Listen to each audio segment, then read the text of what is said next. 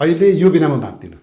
मान्छेले यसलाई प्रचार भनुन् होइन, यसलाई तपाईँले मलाई पैसा खाएर बोलो भनुन्, जे भनुन्, मेरो घरमा आएर हेर्नुहोस् अहिले त खाली बोतल मात्रै कतिवटा होला क्या त्यो अहिलेसम्म लागेको। त्यो यतिको बचाइराखेको पनि यही कारण होला, अरू म तेल लाउँदिनँ फेरि। अहिले म यही मात्रै तेल लाउँछु र यसले मलाई एकदम राहत प्रदान गरेको छ। र जुन प्रकारको प्रोपोगन्डा आयो नि, यो आँखा लागेको भन्छु क्या म। हिजो बेलुका पनि म लाएर सुतेर आज नुहाएर आएको। अन्त तनाव भएको बेला एक त घर गएपछि आधी तनाव कम हुन्छ, अर्को आधी तनाव चाहिँ यो लागेपछि कम हुन्छ होइन। पहिला मेरो एकदम चालु ताक थियो यहाँ।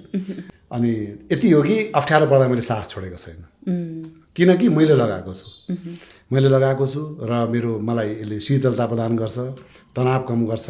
तर बेबी हेयर आएको छ मेरो श्रीमतीले कहिले काहीँ तेल लगाइदिँदाखेरि भन्नुहुन्छ पलाएछ त बाबा पनि भन्नुहुन्छ उहाँले होइन। तर यसको जे मान्यता हो हेयर फल रोकेको चाहिँ धेरै कम भएको छ। नभए यत्रो कपाल अहिले भनौँ न हाम्रा धेरै कनिष्ठ भाइहरू कपालसँग दाइ यहाँ समात्नु भन्छन्, किनकि नक्कली हुन्छ होइन।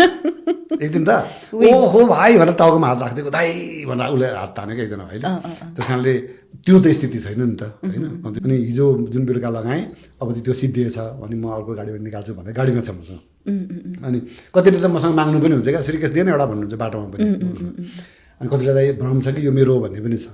श्रीकेश मनसुन अफर 500 रुपैयाँ डिस्काउन्ट साथमा 1 महिना पुग्ने हेयर लेप पाउडर पनि